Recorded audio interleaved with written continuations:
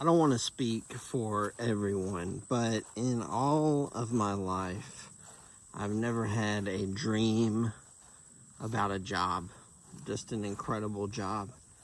But I think a lot of people are out there searching for a dream job. They're searching for that job that's going to fulfill all their hopes and dreams, that they're going to love and find meaning and purpose in every day that they show up. But I'm not so sure that that's something we should even want to dream about, if I'm being honest. I think the truth is that we were all told that work would bring us purpose and fulfillment. And I think, maybe not directly, but I think there is this idea of work back in the day and this concept of fulfillment and purpose, meaning that people got from the work that they did. And I think a lot of that stems from old school work where you're working with your hands and there is that sense of accomplishment and meaning and purpose tied to it.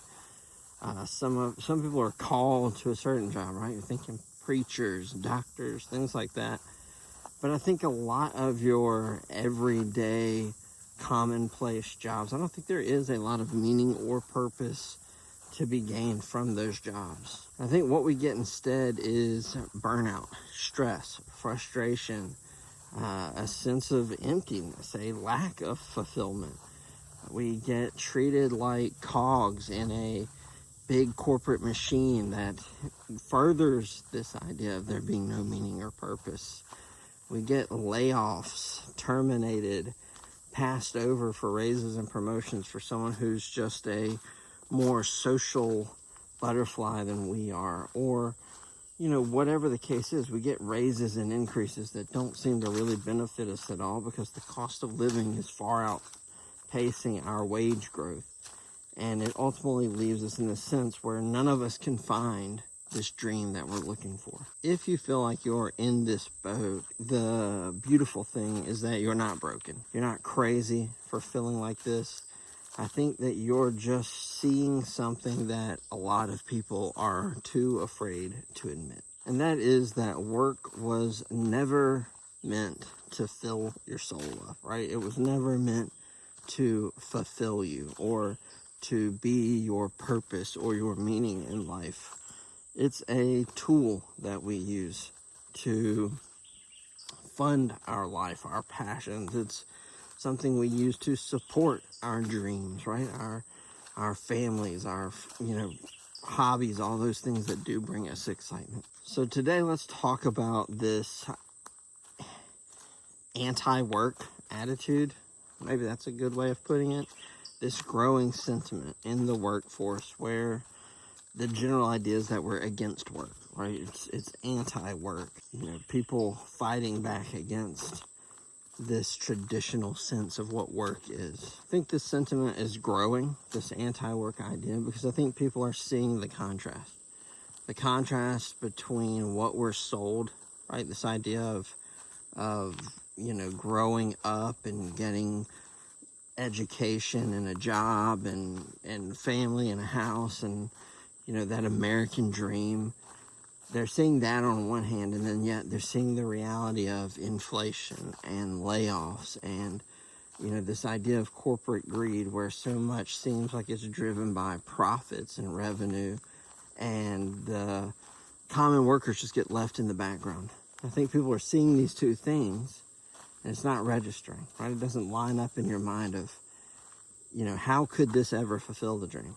And I think it's pushing people towards this anti-work attitude where, if this bill of goods that I've been sold is never going to happen for me, then why should I care? I think that's where a lot of people are. A lot of corporations, a lot of media will push this as a narrative of being lazy or people that just are trying to take advantage of the system. When I think this anti-work idea is not so much anti-effort as much as it is anti-exploitation, right? I think people are still willing to work hard to do a good job, but they want to see that the benefit is actually there, right? They don't want to just work hard for the sake of working hard.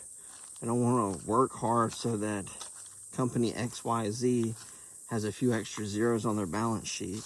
They want to work hard for a reason, for something beyond just themselves. Another reason why this is growing is that jobs no longer drive loyalty, right? Wage growth is not keeping up with cost of living. So people can't just hang out at a job for a long period of time and their pay actually keep up with what they need to survive. And that's why you see a lot of people change jobs quicker now, because when you change jobs, you can keep up with the market. When you stay in a job, you stagnate. Your wage doesn't grow as much as the cost of living does. And ultimately, you're not rewarded for staying. Companies do layoffs. And a lot of times, who do they lay off? The more tenured people. They also lay off the new people. It's almost like there's this sweet middle of, you want to be there more than just a year, but you also don't want to get in there too long, because if you're in there too long, they start to think of you as someone who will never leave, or you somehow become the problem because you're so tenured. So I think the idea of loyalty that I think used to help people stay at a job and used to tie people to the company, giving them a sense of purpose, I think even that has died a little bit.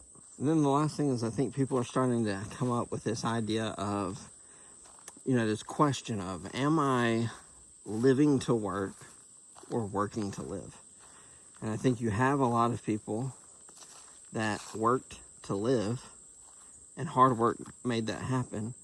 And then you have this middle generation that kept that going. We're like, hey, we're going to work hard, but the living never happened. And then you find yourself in a spot where you're living to work, right? You're hustling, you're going above and beyond, you're doing all these things, and all the life outside of work is suffering because all the focus goes into work. And so now I think you have these younger generations who are saying, whoa, wait a minute. I don't mind working, but I don't want to live my life to work. I want to work so that I can go live my life. And that all leads us to disillusionment, which is then framed up as laziness. But I think it's really just a falling apart of this concept of what work should be, or at least what it's been pitched to most people as being. My personal opinion, jobs, they can't be your identity. They can't even be a big part of your identity for most people. At the end of the day, jobs don't love you. Jobs aren't relational. They come and they go. You are merely a piece of a much larger machine most of the time. And the danger of tying your identity to your job is that in a workforce that's as volatile as we've seen recently, what happens when you lose your job? It's no longer just a matter of losing your job, but now it's a hit to your identity, because that's who you are. That's what you are about, is what you do. And that is just not a way to have a successful, fulfilled life. Right? Work should be a part of us. Right? It's a part of what we do. But when it comes to our personal identity, like who we are as a person, work should be just a side thought, just something off to the side, right? Whatever you get all that money and you spend that money on, that's who you are, right? Where's your time going? Where's your money going? And it should not be about your job or your title or even how much money you make.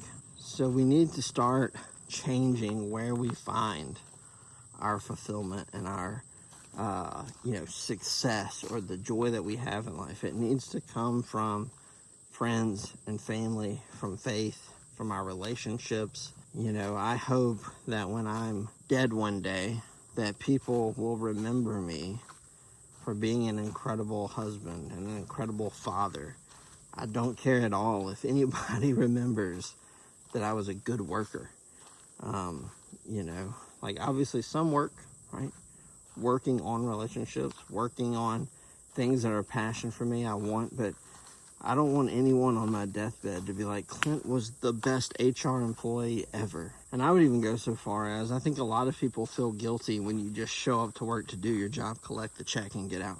I think people feel guilty. I think people feel like You know, almost like people feel a sense of need to have their identity tied to their job.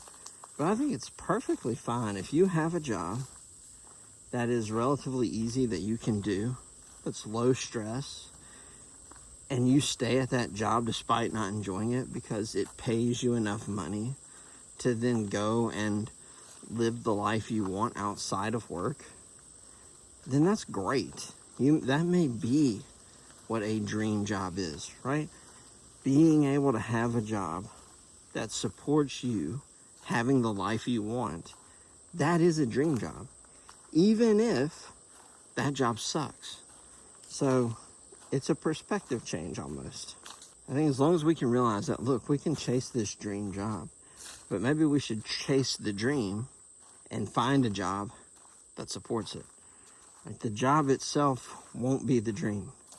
Now, if you can find a dream job, right? Say you're one of those people who your passion, your job, and your pay all lines up, then that's great.